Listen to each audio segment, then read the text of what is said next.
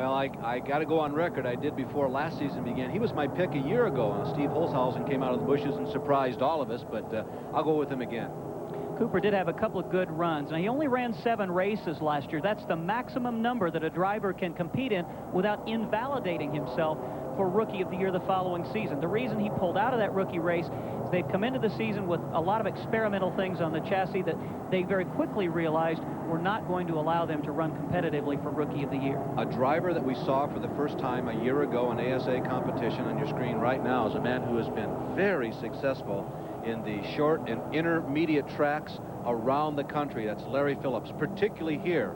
He is a 3-time Winston Racing Series champion. He has been, I think there's some people would say he has been the most successful short track, late model, and stock car driver in the country for the past 3 seasons. He says he's going to attempt to run as many ASA races as he possibly can, and I do believe that before this day is over, he's going to be up front. And Ralph's got another familiar face that also wants to do some ASA racing this year. Well, he's very famous in the world of sprint car racing. This is Danny the Dude Lasowski, who hails from Dover, Missouri, right around the corner from here. Now, tell me what you're doing here. I heard you were going to drive one of these ASA cars. Well, as of 2 weeks ago, I was, and Kenny called me and said that he had a car and a half done, so, you know, he got stuck with a half that wasn't ready. So, Kenny Schrader, is he going to promise you another ride? Yeah, it's one of them deals. He said he owes me now, so I'd rather have him owing me for something than driving today anyway. So how are you going to spend your time here this afternoon? Well, I'm up on top of the tower spotting for him for if there's any crash or anything, just trying to help him along to try to win this race for ACDelco. Well, now let's talk a little bit about spotting in a racetrack like this. How difficult is it? Well, I tell you got to really keep your eye out for where all the action is on track where the cars are clumped together, and just keep an eye on if anybody's spinning out or putting any oil down, because you got their hands full out there right now with all the cars out there. Danny Lasowski visits I-70. 47 laps of 250 down. Gary St. Amant resides in the pits again. Our flagman has told us 1 lap to go, moving the field around, and Gary still sits in the seats. Now, we have a phenomenon here this weekend. The best seats in the house were also the cheapest seats. That's high above corner number 1. Gary St. Amant rests in the pits. We go back to green. Jay Sauter resumes the race at the point with the 25 machine of Tony Raines in second position, and a car slowing on the racetrack is the 84 machine of Bob Seneker. He's dropped well behind this foursome that we're looking at. There's the top 4. You saw Mike Eddy drop to the low side of Johnny Benson. We have a car spinning and a crash in corner number 4. 4 cars are coming together outside of the 4th turn. It's Bruce Lee, Dave Watson is in that, Randy McDonald, and the number 81 of the veteran Harold Fair. 4 cars came together on the high side of the racetrack just as Mike Miller was spinning on the bottom of the speedway. The whole track was blocked.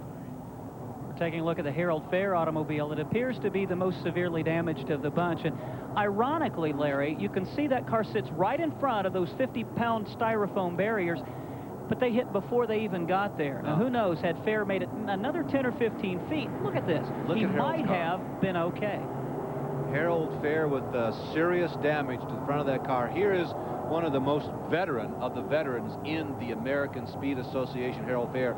On the other end of the spectrum, Randy McDonald from Canada, one of the rookie drivers. This is the Nick Vitt Autosite Enterprises car.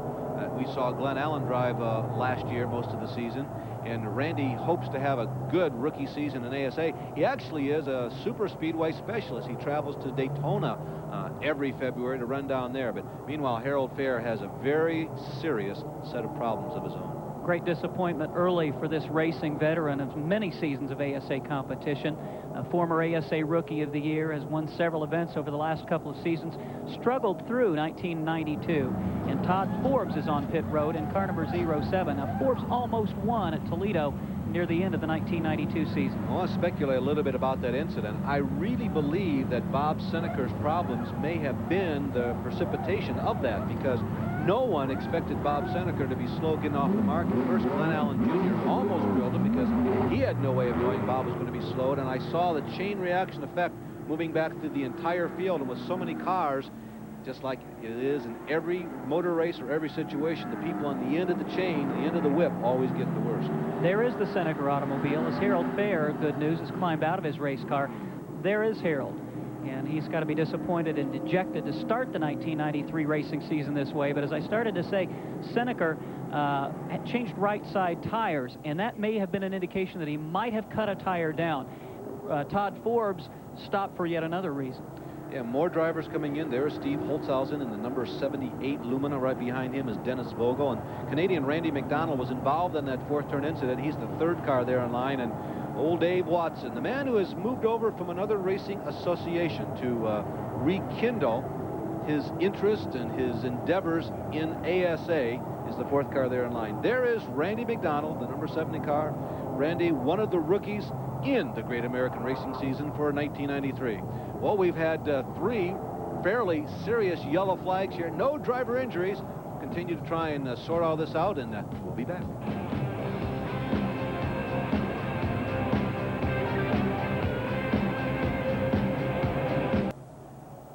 Back where Harry Truman would be proud, not too far from Kansas City, Missouri. And also, we would like to remind you that this is a telecast that is copyrighted by Group 5 Sports, a division of Group 5 Sales Incorporated, and any use, rebroadcast, or other transmission of this telecast without the written consent of Group 5 Sports is prohibited. Well, there's the 07 machine of Todd Forbes. We had an earlier report, a flat left rear tire was the problem, but he's back on pit road. We would like to remind you race fans that under any caution period, a driver is only permitted to change 2 tires during the running of an ASA event. That is a cost-saving measure. So the 2 left sides were changed on Forbes' automobile. He just failed to make it. Oh, they let him go. Todd Forbes saved his leading lap status. He was just a little bit behind the pace car, but he got out just in time. Ralph, you got an update for us? Yeah, we have a new technology thing here in ASA, and this comes out of the Northeast Modified Division. You'll see this a lot up there. You know, usually you see the guys use the glue to hold the lug nuts to the tires, so when they mount it up, it sits right on. Well, look at this. This is Russ Gamester and what Gary St. Amant are running. It just fastens it right to the rim like that. It goes on, and it stays on. Helps keep that lug nut on the tire. Back to green, Ralph. You can see the field scurrying around as they come down the front straightaway. Lots of people searching for a position to run here on the racetrack. The field has begun to string out a little bit, but still very, very close quarters as Jay Sauter brings the field around to complete lap number 58. It's Sauter, Tony Raines, and look who is side by side. We've seen that before. They battled for the 1992 championship and ran just like this most of last year. There's the dice for third position. Benson says, go ahead, Mike, take it. It's still early in the race, and you know he did not want to do that. 250 laps make up the entirety of this race. And Eddie now looks to the inside of Tony Raines, and Mike Eddy, I guess, has decided he's followed enough. And right behind the 2 of them, here comes Glenn Allen Jr. He has made a move in the past few laps. He's right behind Johnny Benson in 5th position.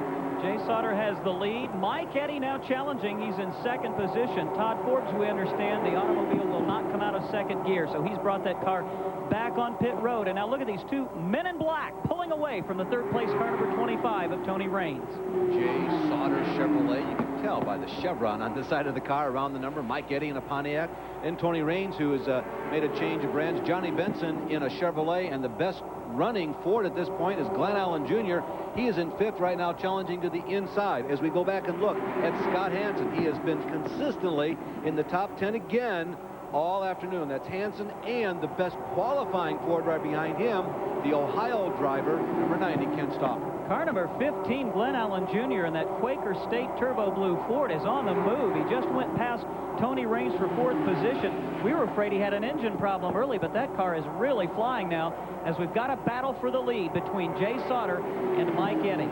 Yeah, both Glenn Allen, you mentioned Quaker State and Turbo Blue, as well as Scott Hansen in the Wisconsin Aviators Delta Faucets car. Those are sponsors just for the week, the sponsor of the week, if you will, for both of those cars.